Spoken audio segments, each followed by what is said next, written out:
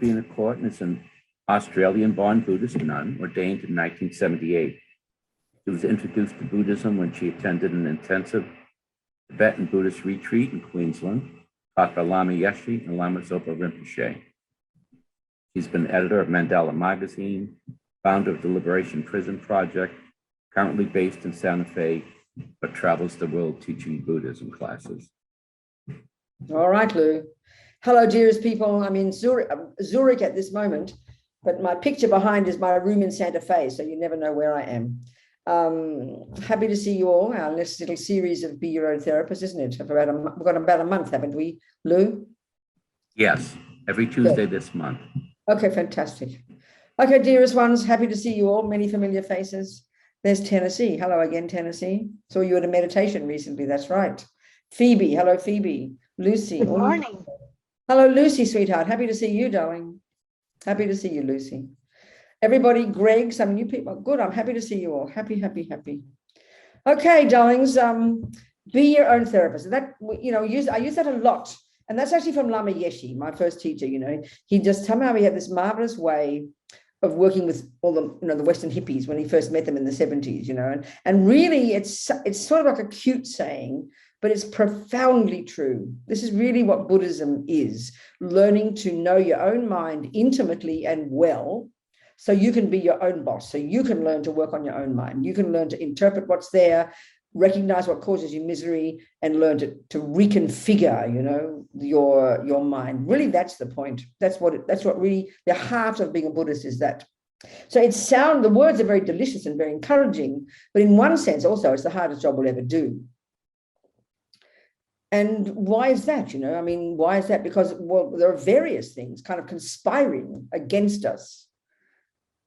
You know, taking the Buddhist view, we can see, I mean, forget the Buddhist view, but we can see, isn't it, from the second we wake up in the morning until we go to bed at night, what preoccupies us. We know that our mind never stops. We know the mind is chat the whole time.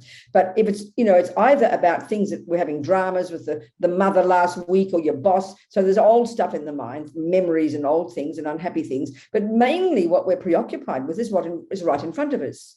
The house, the dishes, the traffic, the people, navigating the crazy world we live in. So we mostly then, you know, at the deeper level, underneath, behind, we can hear all the endless thoughts, all our worries and fears. And this is part of the problem, because they're behind and the world in front of us is totally preoccupying us, and we're trying to navigate the traffic and navigate the husband and navigate the children and the next door neighbors. That's really what's staring at us, and we're responding to this all the time.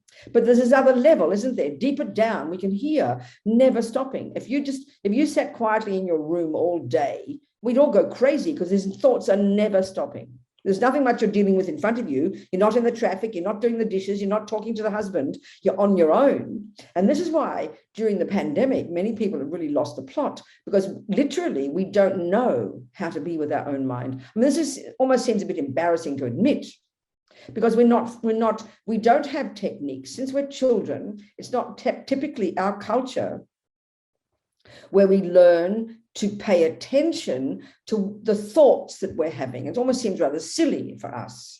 You know, we're vividly awake, and so we're dealing with these little children. You're dealing with your sister, your brother, your mother, and then the kids at school. It's always dealing overtly, explicitly with what's in front of you. But there's masses of stuff in the mind that we brought from yesterday, the day before, the day before, the day before, you know, that we have not dealt with. This is the stuff that causes us pain. And it's only when it rises strongly to the surface that we even begin to notice it. So our major problem is we don't know how to deal with our thoughts. I mean, it almost seems a bit insulting to say that, but this is just our culture. I mean, we're brilliant at learning to transform the mind intellectually into a good musician or a carpenter or a mathematician. That's your mind. You really learn to reconfigure all your thoughts. So you turn them into the mind of a carpenter, the mind of a manager, the mind of a musician. That we're good at, that we are brilliant at. We're very conscious of that, and we've got excellent techniques, but we don't know how to reconfigure our mind into the mind of a happy, wise, content, fulfilled person. That really is the way to put it. And that, of course, means learning to deal with, be our own therapist, learning to deal with all the undealt with stuff. There's kind of like two things here, In the Buddhist view of the mind, the Buddhist really clear presentation of how the mind functions, there's one point that's very fascinating. I can't think we'd all agree with this in the neuroscientific world, that there's not a single thing that we see or hear or taste or touch or smell or think about that goes astray. Everything in the Buddhist view is everything is stored in the mind. And this is where it's kind of pretty dramatic, but we obviously know the Buddhist view would say that our mind wasn't given to us by our parents. We weren't created by a creator, that we brought our own mind from our own past into this life. So of course we bring memories. I mean, lots of people talk about this kind of thing, see it in their dreams. People now more and more talk about this idea of reincarnation, have memories of the past. This is not an uncommon thing. It doesn't fit with the neuroscientific world, but we know it's a very common conversation. Well, this is totally the Buddhist view. It's not just some vague idea, some hippie trippy thing. It's literally in India before the Buddha, more than 3,000 years ago, this view has prevailed, in the understanding of what the mind is. These genius Indians before the Buddha. I mean, there's incredible literature now being more and more translated, and the modern world, including the scientists, are learning about this extraordinary thinkers and scholars and yogis of more than 3,000 years ago, who are the ones, as the Dalai Lama says, who began the investigation into the nature of self. They're the ones who developed this brilliant psychological technique that the world vaguely knows as, say, mindfulness meditation, but more specifically, more precisely, it's called literally concentration. It's this brilliant skill that enables us to go to these subtler levels of our mind that we don't even posit as existing in the modern view of the mind, in order to really harness and learn to become intimately familiar with all these thoughts and feelings and emotions. That's the skill that the Buddhist view has, the Buddhist techniques have, and that came from these Indians before the Buddha. So the Buddhist view is saying everything stays in our mind as memories, but we don't remember 99%, do we? I mean, we joke and say, we laugh and say, don't be ridiculous, past lives. Who remembers a past life? Well, I'm sorry, maybe for you, what is it whatever you are in Santa Fe, it's like in the morning, 10 o'clock. If we had to sit down and account for every second since we got up this morning, we would all be miserable failures because we don't pay attention. We don't retain it. We know some things stay as memories and they kind of float along underneath. And this is why when we dream, we can see that sometimes people have terrible nightmarish and they're like memories coming to the surface. We don't know where they come from. We don't know why, because the Buddhist view is the mind goes back and back and back, and stuff is deeply, deeply, deeply buried in our memory, but it's all there to be accessed. We can learn to access it, But so there's two ways of talking about dealing with our mind. One is simply this point that everything is stored as memories, which has a big impact on who we are and how we think and feel and how we respond to things. I mean, this is certainly how we talk in modern psychology. If we talk about the memories of when we were little children, it's the same principle, that all the stuff that happens since we're tiny, even when we're tiny babies, we don't remember it explicitly, but those events have impacted upon us. There's no doubt about that. That absolutely is the Buddhist view. So there's two things again. We're busy, preoccupied with the external world, using our mind in relation to the external world, but we don't know how to deal with what's happening inside, And that's why the starting point for a person who wants to develop a Buddhist practice is even just to start with a 5-minute little concentration technique in the morning, where you simply learn to focus the mind. You could use the breath as your focus, anything you like, you can, and the aim is to simply focus so that you can, and you don't get involved in the thoughts. The thoughts are going to be coming, there's no question. They come all the time. You can't stop them. But because you're focusing on one thing and you're trying to be quiet, you can't help but notice the thoughts. You don't follow them. That's the practice. But at least you start to notice what's there. And then more and more you bring that skill to bear in your daily life.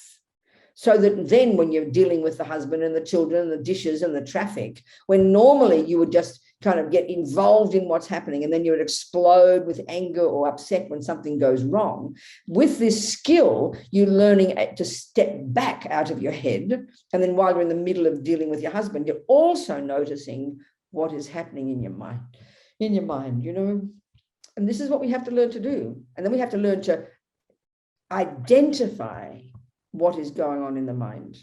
Now, this is something that's kind of curious, because this is a very different approach in one way from the Buddhist perspective. The Buddhist view of the mind, as you know, some of us know, we've heard this before.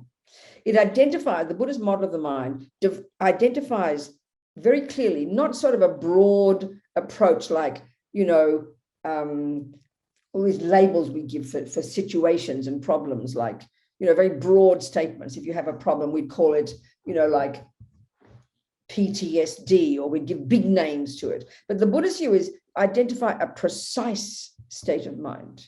And these words that the Buddhist model uses are deceptively simple, you know. So the Buddha would talk about how we have these neurotic states of mind that are very painful. These are the source of our suffering. They're rooted in a very deep, the way Buddha talks, a deep misconception about our own very sense of self. This is quite deep and quite subtle. The Buddha generally says we suffer because of these unhappy states of mind.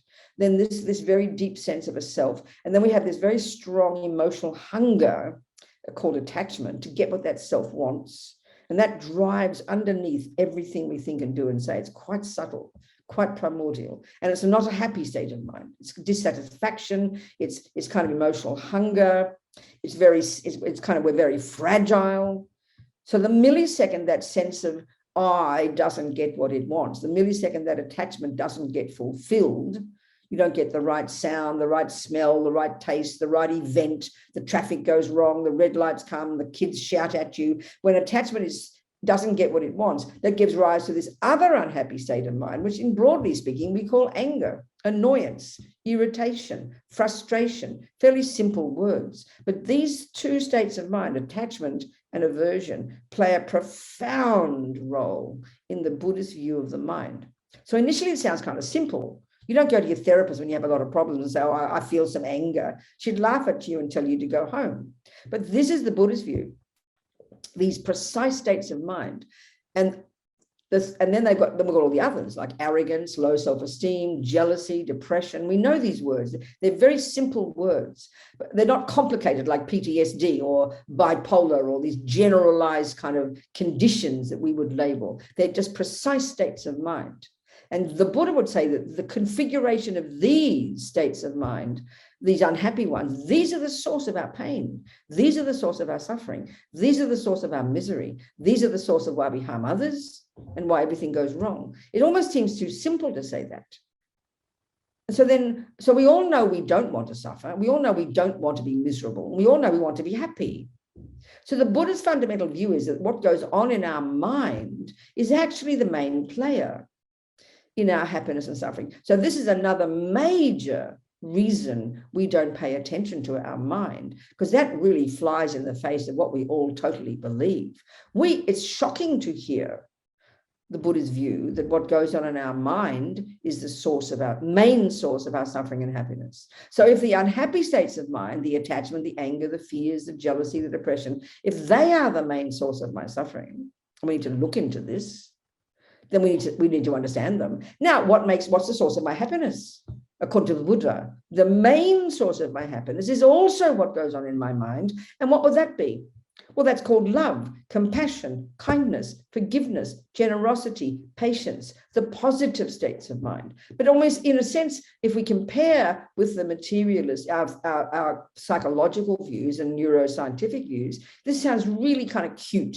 It sounds simplistic, you know. It doesn't sound like really viable. Come on, how can you say that attachment and anger are the cause of all my suffering? It just makes nonsense to us. So this is the other major reason, or the other major thing that kind of conspires against us wanting to look into our mind and understand it, unpack it, and unravel it, because it just doesn't seem right that what goes on in my mind is the main problem. This is shocking to us. I mean, don't be ridiculous. My husband just cheated on me, and you are telling me that what goes on in my mind is the main source of my problem? It's like laughable for us. It's not the analysis we use, It just isn't.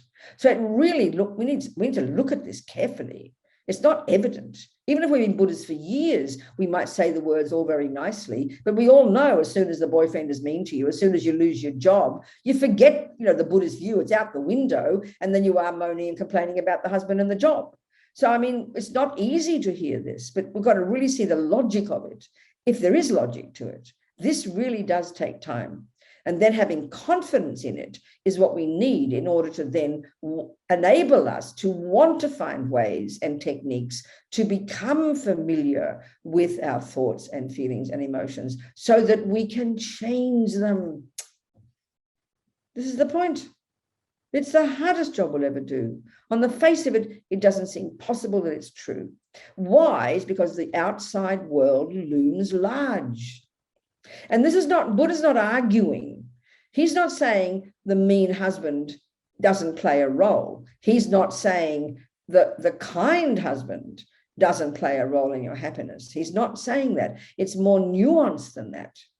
I think our view in our world is it's the external event, starting with your parents, with your body, your genes, your DNA, the nuns at school, the people down the road, the people and events out there.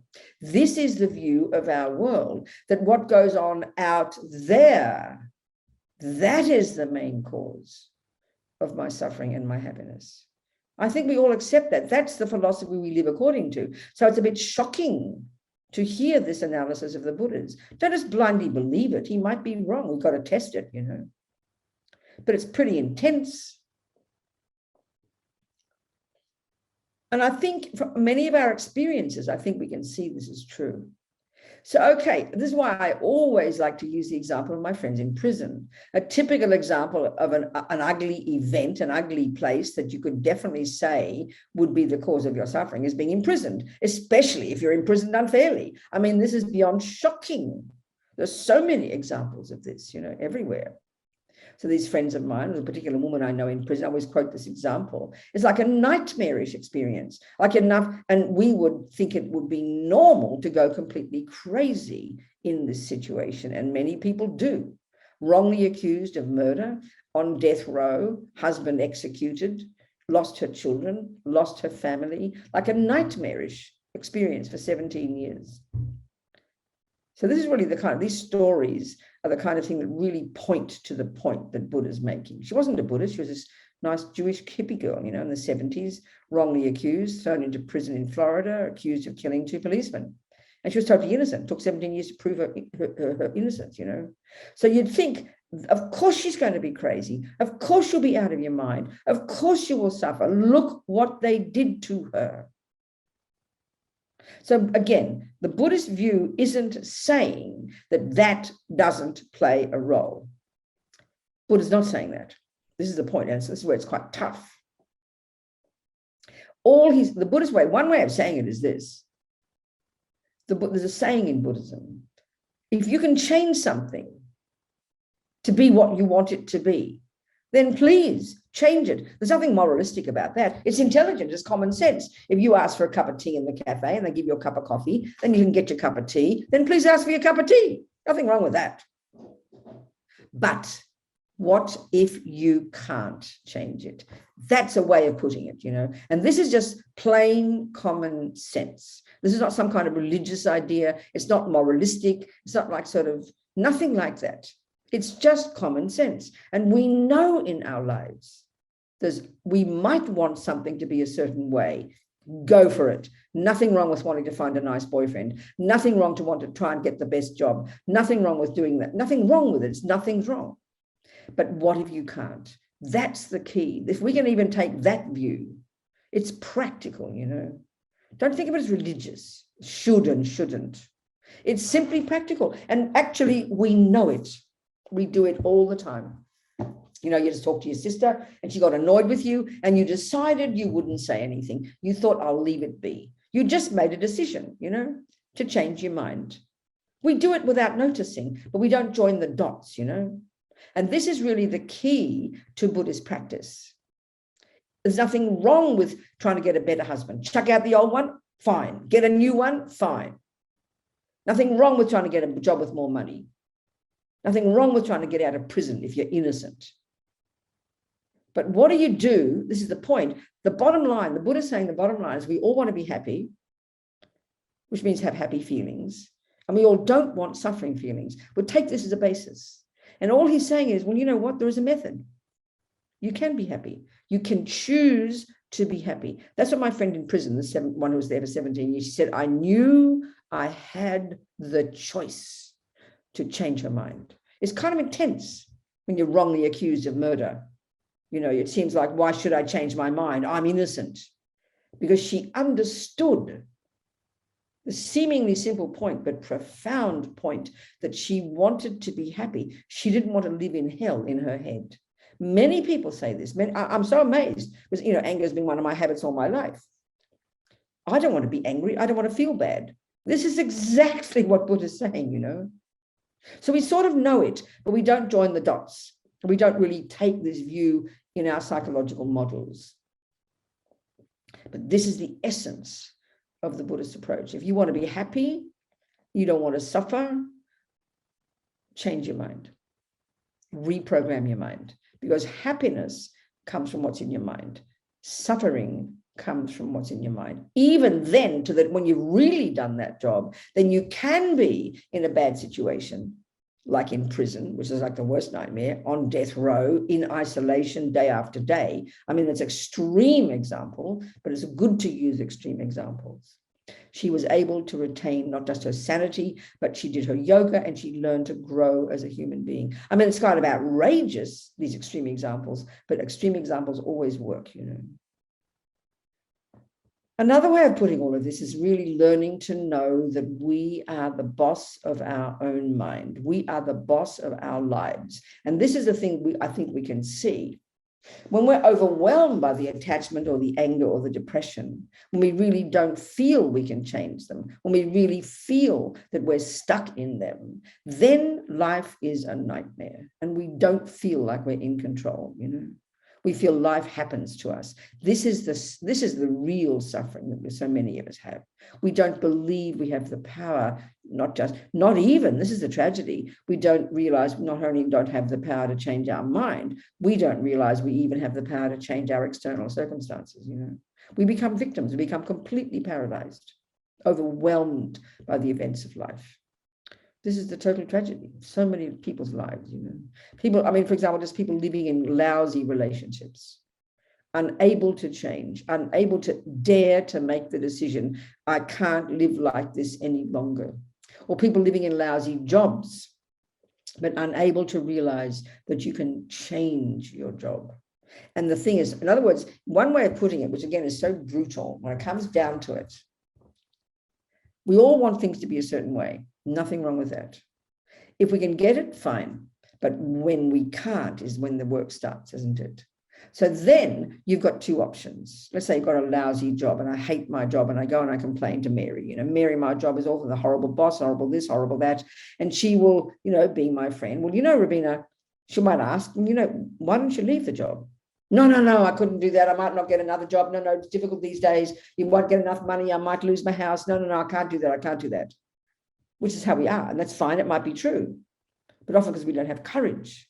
Then she'll say, well, you know, Robina, you know, you could try and change your mind. You could try and find the way to see good things in the job. Because if you can't change the job, you don't want to stay miserable, do you? Do you, Robina? No, Mary, I don't want to stay miserable. Well, you know what, honey? You know, you can change the way you think about it.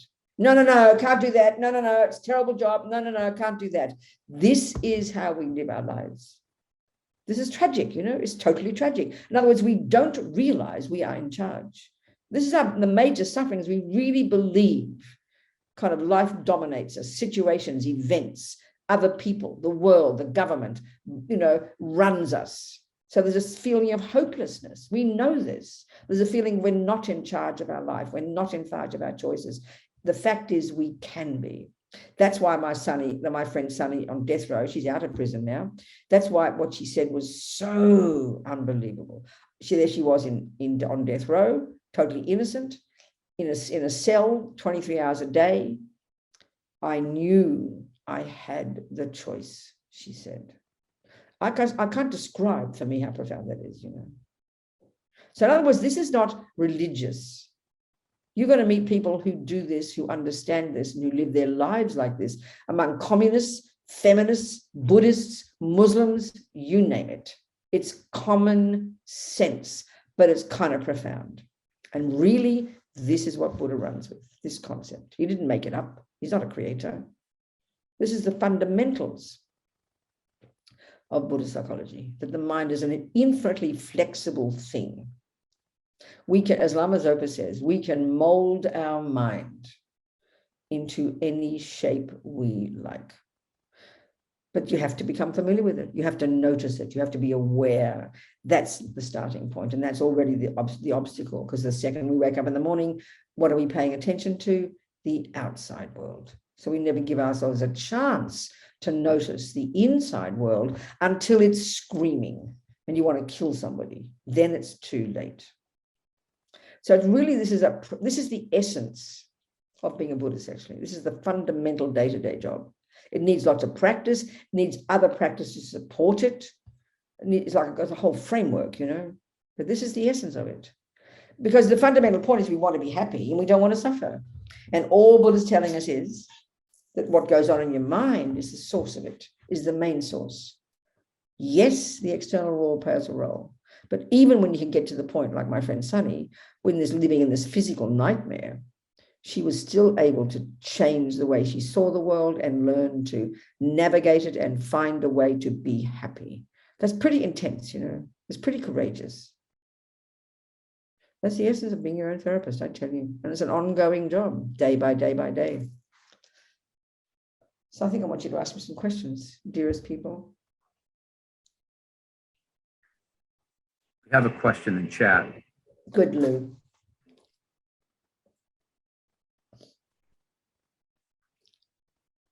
How does choosing to be happy anyway connect with Pollyanna type positive thinking, which can feel like putting icing on top of poop? Exactly. It's a good point. It's a very good point. So, well, basically, it's like what you just said is, how does, changing your mind, learning to be happy differ from that? Well, the second one being just like Pollyanna and putting icing on the top, that's basically pretending. No, not even pretending, because pretending, you've got to fake it till you make it. It's like trying to play the piano, but not really knowing any music, just pretending you play the piano. That's the Pollyanna part. So learning to play the piano, you've got to start somewhere. You've got to fake it till you make it, but it's got to be a real technique. It's got to be real. You can't just change from playing piano to playing piano overnight. It's a gradual process. So that's absolutely the same with our mind. You can't just suddenly stop being angry and be loving. It's a really intense, slow process, but we have to be aware of it, understand the logic of it, and then practice it every day. Practice, by definition, takes time. It's not just having a nice thought, getting all excited. That's superficial. That won't last, It's not just even there. Another way to put it, it's not just having a nice feeling. That's very, very superficial. That's the Pollyanna one. And saying positive thoughts because they sound nice. It's got to have more guts to it. It's got to go deeper down. It just needs to be more grounded. This is all. Positive thinking is one way of putting it. I mean, Sunny, living in this nightmare, accused of killing 2 policemen, husband had been executed, her children had been given away to the state because her own parents had died in an accident, nightmare after nightmare. She didn't just sit there and say happy thoughts. That's superficial. She had to work on her mind at a very deep level, day after day after day after day. It's like, you don't just go to the gym and pretend you've lost 27 pounds. You have the view of what you want to become, and every day it's hard work.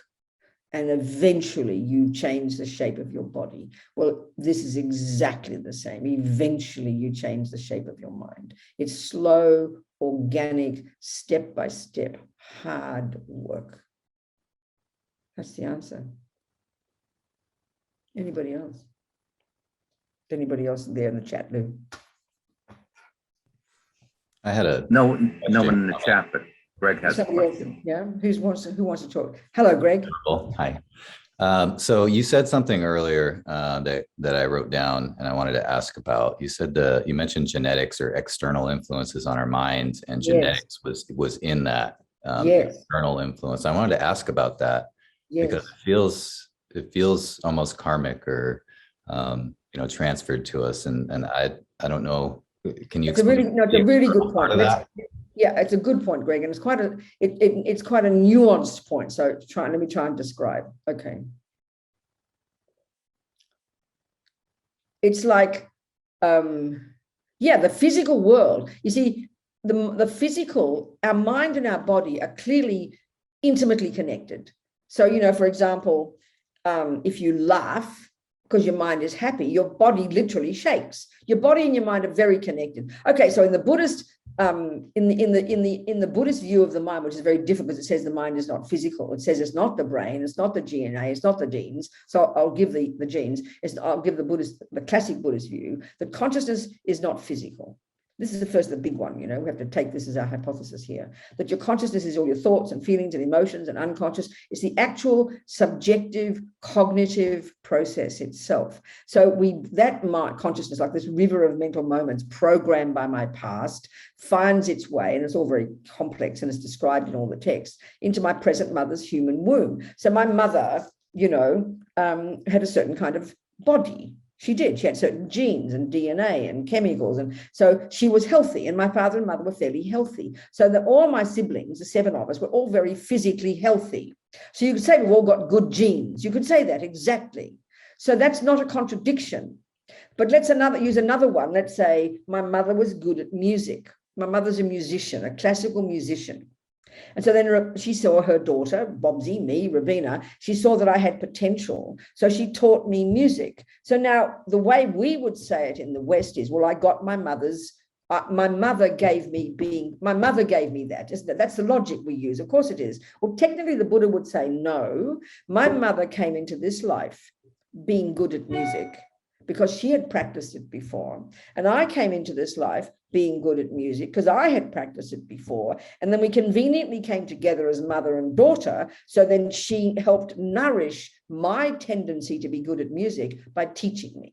That would be the way to put it. That's one type of example. But the other one of let's say my mother has the genes to have cancer. She has those genes. But the point is, due to past actions, the Buddha says everything we think and do and say comes from our habits. So whatever happens to us, and this is the whole idea of karma now, and it's quite complex. But basically, now let's say good health. The good health one is an example. My family, all physically quite healthy, We had good genes, we would put it this way. We did have good genes, but the Buddhist approach would be why we have good health is because due to our past connection, past virtuous actions, due to past goodness, we are non-killing, especially and non-harming, we created the cause to be born to a mother with good genes. So we got the good genes, but we created the cause from our own past tendencies to get the good genes, equally with the bad genes. So they do play a role, but we created the cause in the first place to go to that particular mother with the good genes or the bad genes. That's the way to say it. Does that make sense? yes. Or you even another example. Let's say my mother was a Nazi, and then she has a baby who's a Nazi. Then we would all assume, well, my mother made me a Nazi, but we all know perfectly well that kind mothers give birth to psychopaths, and psychopathic mothers give birth to nice children. So it doesn't work in our mind. So it's not, in other words, the Buddha's view is not that the physical doesn't play a role, not that the external event of my mother being good at music or my mother being a Nazi, it's not as if they don't play a role. What goes on in our own mind that we bring with us in the end is the main player. Is a way of saying it. What do you think? I think that makes sense with genetic expression and predisposition. We can be born with genes that never activate, and that's right. No, exactly. That's right. That's right. So the external, Exactly. they may be there, but Exactly. it's externally caused. Okay, That's right. Exactly. That's right. So always the Buddhist view, because, as we know, not in this talk, but the Buddhist view about this law of karma, this natural law that runs the universe, because Buddha's not a creator, he's observed this, that everything we think and do and say, every being in the universe, is the main thing that programs our mind, that then produces our future. In a sense, Buddha says we produce ourselves by the way we think and act, and we bring this from life to life. So we are what goes on in our mind, and our own actions are the main player. Always the first cause of everything is what our own stuff that we bring with us, and the external does play a role, but it's secondary. That's the way to say it, I think. That really takes thinking about, because it's absolutely the opposite of the materialist philosophical view that says the physical is the main thing. The external is the main thing. We don't fact. In other words, this is what's in, and philosophically, it's a very interesting view, Greg. I mean, the Christian view, for example, is that our essence is given to us by a creator. The materialist philosophical view is that our essence is given to us by our parents. And if we track ourselves back, the source of me is mummy and daddy, and then grandma, grandpa, and more way back to the monkeys. That's the evolution in the materialist view. So we only have that to look at. We don't know why, for example, therefore, why a nice Austrian housewife would give birth to Hitler. I always remember remember 20 years ago, was it the two Columbine kids, that school, that mass shooting. There was a lot of talk about it. And even at the time, I read, even at the time, it was shocking to people, because when naturally we think, if you've got two kids, crazy and go around shooting people, you've got the first place you look is the parents. And it was almost infuriating. We don't understand it, because the parents turned out to be these nice, white Christian parents. You couldn't find any evidence in the parents of why these two crazy kids did what they did. That's the typical way we think, So then they even undug up his brain, their brains of these kids, to try and find even evidence in the brain for why they did these things. Because that's the only way we have to look in the philosophical materialist view. We've only got the mother, father, grandfather, grandmother, genes and DNA to look at. The Buddhist one factors in this other thing, quite different, of a consciousness that's not physical, that comes from before and enters into that egg and sperm. And that consciousness has its own past, its own karma, its own tendencies. So that's why a psychotic mother can give birth to a good child, and a kind mother can give birth to psychotic children, because we bring our own stuff with us. External world, the behavior, the parents' behavior, that all plays a role, but the secondary role. This is the Buddhist approach. So it needs thinking through, because it's not the way we think. Which Lucy tells has a us. question. Yeah, hang on a sec. But Greg, also what I find powerful about this view is that it tells me that I am the one who can be in control. I am the one who can change. Do you understand, Greg? Absolutely. I've learned that through my process and pathway through addiction. That's right. There you go. Well done, Greg. Fantastic. Yes. Who else is there now? Who is there? Lucy has a question. Who? Lucy. Julie. Oh, Lucy. Where's Lucy? I can't see Lucy's hand. I see Linda's hand and Julie's hand, but Lucy, you talk to me, sweetheart. Lucy, go first. Is it normal when you're meditating? Sometimes when I meditate, I get overwhelmed emotionally, which is relatively new to me. What do you mean by that, sweetheart? I just sometimes feel really upset when I'm meditating. What kind of meditation would you be doing to cause you that, do you think? Give an example. No, to be honest, it's sometimes it's just as simple as breath, focusing on my breathing. Okay, that's interesting. Well, sometimes, okay, that's a good point, Lizzie. My feeling is, here we all are, like I said before, all leading our lives and going along and doing our jobs and washing the dishes and taking care of the kids. We just don't pay attention, sweetheart. We don't sit for 3 minutes. And so, there's so much stuff that does go on inside us. There's so much emotion. There's so much undealt with stuff. So even, I understand, sit for 3 minutes and watch your breath. You're giving yourself a break, and the emotions will come to the surface. I think it's not unreasonable. So, if it's all too much to handle, you don't do it. But it shows there's masses of stuff deep down in there that we need to unpack and deal with, doesn't it? Slowly. according to our own pace, Lucy. That sounds good. Take care of yourself, darling. Thank you. Yes, Julie, talk to me.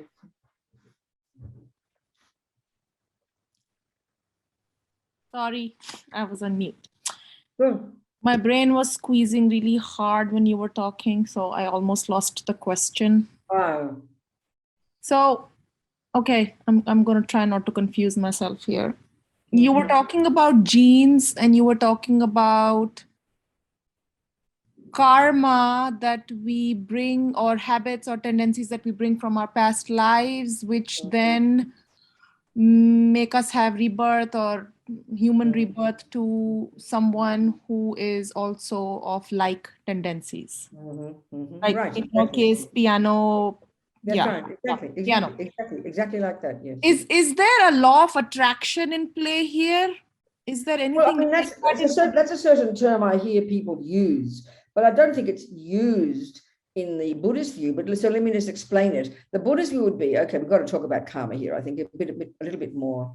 You know, it's really dealt with in very great detail in the text, right back to the genius Indian scholars and yogis well before the Buddha. You genius Indians were the ones who came up with this, that observed that the natural law that runs the universe, or if you like, the law within which the universe runs, not created by anybody. The Buddha, there's no kind of creator running the show. There's no concept of that at all. It's quite shocking view because we don't have it. It's like that every sentient being thinks and says and does sows seeds in the mind, if you like, programs the mind and produces that person in the future, which of course includes their happy experiences and their suffering experiences. So that's the first fundamental point. Every being in the universe, every ant, every monkey, every human. But the second thing is, it's fairly evident, wouldn't you agree, that we're very social creatures. Dogs and cats and mice and ants all live together. We interact with each other. Humans interact with each other.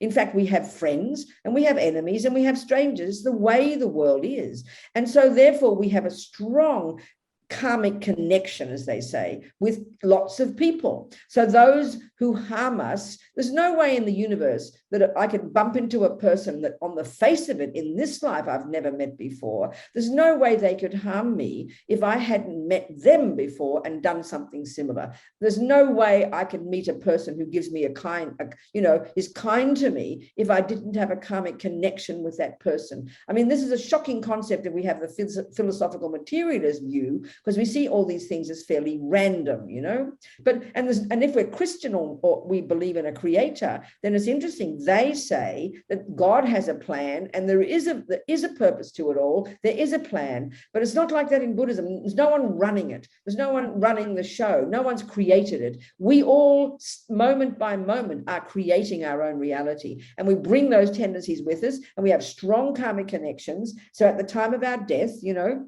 let's say a virtuous karmic seed was triggered that literally programmed you to go, when you die, to go like a magnet, to run like a magnet to the egg and sperm of your mummy and daddy. There was no accident there. You ran to that egg and sperm of those two particular people that you have a strong karmic history with from past lives. And so then you play out your lives together. If you've got a fairly heavy negative connection, they're going to harm you, be mean to you, or you'll hate them. If you've got a harmonious connection from your past collective virtue, you'll have a wonderful relationship. There's nothing random in the Buddhist view. It's a very shocking concept. It's like a natural law. So we know very well, if you know that botany is a natural law, there's nothing random in the garden. There's a logic to it all. And the Buddha would say that about karma. The whole universe is running within this law. So therefore, the fundamental starting point with karma is to learn to take this view on board and abide by that law, and don't kill and don't steal and don't lie, because I don't want future suffering, and to practice virtue and goodness and kindness, because I want nice mummies and nice things to happen. This is the most basic level of practice. But we create the causes to have certain people in our lives. Okay. We create the causes from our own past karma to meet certain people. And it's just a natural law, the Buddha says. It's a natural law. Do you understand? Yes, yes. I think the piece that was not sort of like sitting in before was that we have met these people or these beings before. Countless times. countless times, and We've we all have got countless, because the Buddha would say we didn't start at some point. If you're a Christian, it's a very serious discussion that there is a first cause of the universe, and it's called God. Buddha has no view like that. He says everything is cause and effect. And if you say everything is cause and effect, how can you point to something at some point that didn't have a previous cause? It's an impossibility. So the Buddhist view is consciousnesses and lifetimes go back and go forward. I mean, that's the Buddhist view, and we've got strong history with each other. What if Absolutely. what if you met your mother, who was a great pianist or a musician, and another being of the same tendency, like two great pianists in your past life, or somebody with a musical mind? Sure. How did you choose to go with Well, you one? don't so much choose it. It just kind of, it sort of, it happens that way. All the conditions come together, and my mind ran at that particular time to that particular mother. I mean, there could be strong karmic connection with another person similarly, but still, you know, what seed ripens at what time, depending on what conditions. If you really knew botany, it'd be quite subtle and sophisticated. Karma's a bit like that, you know. You don't necessarily it's not a volitional thing. I think I'll go to that mummy. They say the greatest spiritual practitioners are completely in charge of it, and they really can choose. But we just kind of get driven by the laws of karma, you know, by our past, and that produces our future. We can learn to become in control of it. That's the whole idea, not just to be swept from pillar to post, you know. We can be in charge of it. When I learn botany, I can learn to be in control of my garden. I can create the garden I want. That's Buddha's entire view, how we can be in charge, definitely. Okay, thank you. Thank That you. was Good helpful. points. Thank you, Julie, very much. Yes, Thank Linda. Hello, sweetheart. Linda. Unmute, Linda. You better unmute, Linda. There we go. Unmute. Unmute. There we Unmute. go. I can hear you. I'm glad that you're around again. Good. Good. So here I am, raised a Christian, Yes. and I was introduced to meditation with a Buddha nun where I live. Okay. But I never really delved into Buddhism until my therapist introduced me to you. Okay. So I've been following you, and I've taken advice that you've given. But, you know, when you've been doing things for most of your life one way, and you want to change, That's right. it's a struggle. It So- takes time, Linda. We've got to be humble and patient with ourselves. Oh, yes. And, you know, when we don't like people in our lives, and, you know, I wish they weren't in our lives. Some I've just moved on from. Yes. Like you were giving the example of a job that you didn't like. Well, I was fortunate after 44 years of a job that I could retire from. Yes. But now I struggle with grief and how to manage that, kind of like the woman you know who was in prison, wrongfully accused. Yes. But maybe, I don't know if it's the same, you know. Well, what grief in particular are you describing? The loss of a person, or what? Yes, Linda? my son. His son, you mean he's passed away or he's left? Or what? Yes, he died of a drug overdose. And Sweetheart, that would be very painful. So, darling, that's really a very painful experience to have. So how are you dealing with it? How do you frame it for yourself? Well, it's going to be 3 years. And, you know, I am realizing that his life and his choices were his choices. However, it's still grief. It's still. Of course it is, darling. Of course it is. And see, that's the thing. It's not you know, we all know that time does heal things. So in these kind of situations, you've got the Buddhist view is a strong karmic connection between you and this boy. He came to your womb, for God's sake. You can't get something more intense than that. You brought him up, you nourished him, you nurtured him, you loved him, and then you see his choices and it breaks your heart because you can see that he harmed himself. So this is a correct view, but it's the sadness, of course it's there. That's not a mistake. Grief isn't a mistake. It's you, but you seem to be healing it well. You're doing the right thing. You're accepting his choices. And I suppose all we can do also, even if it's our son or a next door neighbor, you see that people make their choices. But I suppose one way is we can learn from it. We can learn a lesson from it. Okay, I don't want to be like that. I'm not going to do what my son did. So we can make it a learning for ourselves, you know, and that's beneficial. That's good. And you can learn from that. That's good. Even though you're his mum, you can see, you know, I've got to make the right choices. I've got to do the right thing. That can be very beneficial. And the grief will move slowly, you know. And I mean, you don't feel any guilt, like as if it was your mistake, do you? Because that's a powerful one that mothers often do. Unmute yourself, sweetheart. I participated in that, is it puja? Yes. Yes, I participated in that. And I'm also trying to understand the death and rebirth.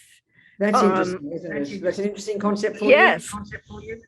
I'm sorry? It's an interesting concept for you. Yes, it is. You know, Yeah. it's very different than Christianity. It's true, And isn't I it? just Exactly. participated, someone, Rowena just Yes, died. right. That's right. And I participated in that process, which is quite interesting. And I'm going to do every Wednesday until. Well, that's wonderful, Linda. So you're finding things to do with all this. I think you're doing beautifully. I admire you. You're doing really well, Linda. It's beautiful.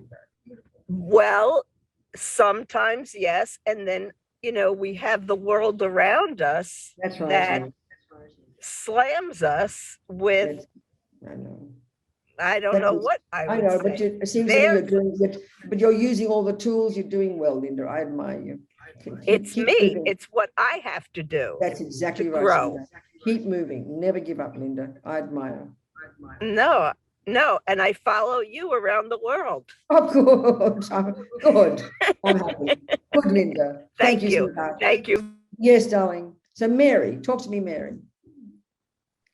I'm thinking about, again, choosing the womb. And for me, it's personal with cystic fibrosis.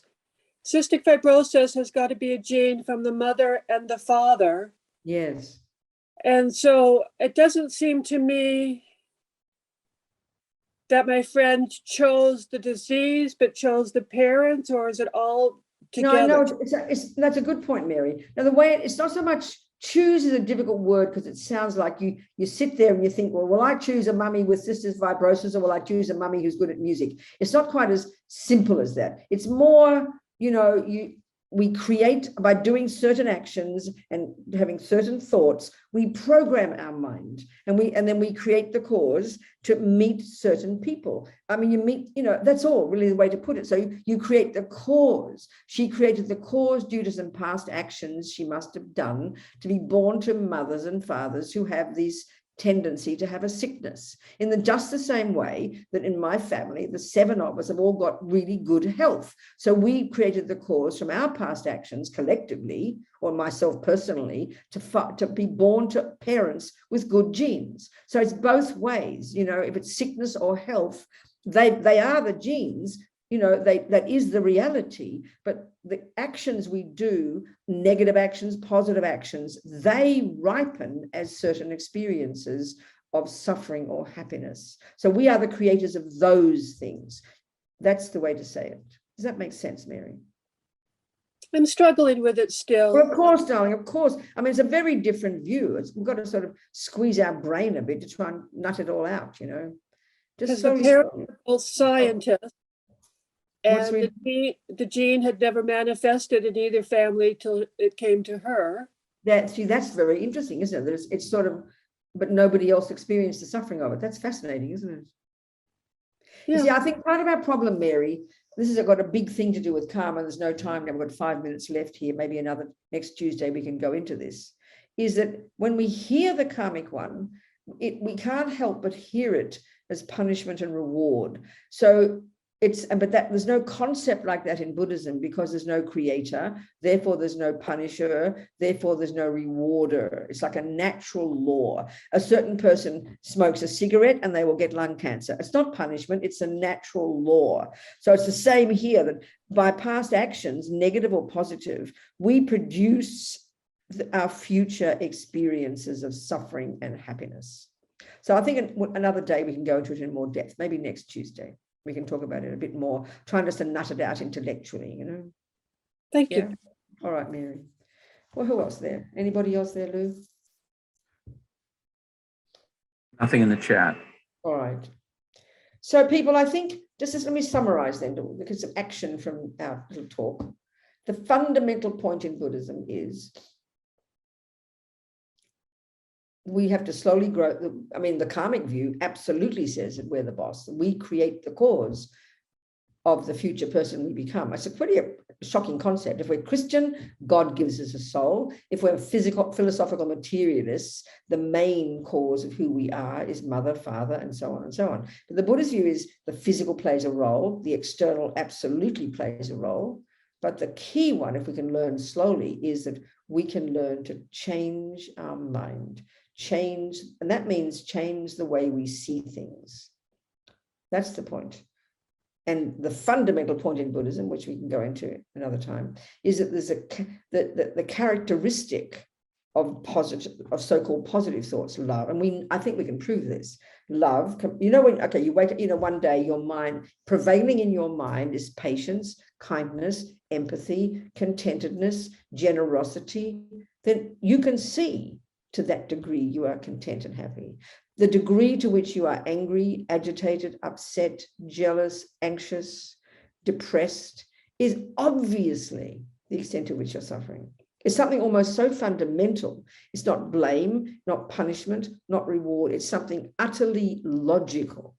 And we look into our minds, we can see this. And this is the basis of why Sunny decided in this nightmare, I had the choice she said, I had the choice not to be angry. She didn't suppress the anger. She learned to work on her mind, to reconfigure the way she interpreted and therefore experienced this nightmare. That's the essence. It sounds intense. And don't have to wait till you get put on death row, accused of murdering 2 policemen to start doing this work. Why not start doing it when you don't get the cup of tea you want, when the red light instead of the green light comes? Just choose the baby examples and grab the mind and observe the response and check, is it suffering? Is it not? It demands a lot of inner awareness, but it's very clear. It's not moralistic. It's not religious. It's really quite skillful psychology, It's very interesting. So we do our best every day. Know that we're in charge. We're the boss. It doesn't feel like it, oh my goodness, but we can become the boss. And from that alone, we can become more powerful and fulfilled. I think feeling like we're victimized by the world is nightmarish pain, Feeling we don't have a choice. This is the nightmare. So it's slowly, it doesn't come easily. It's an organic, slow process. But have that confidence. I think so. That's what I'm trying to do every day, I promise.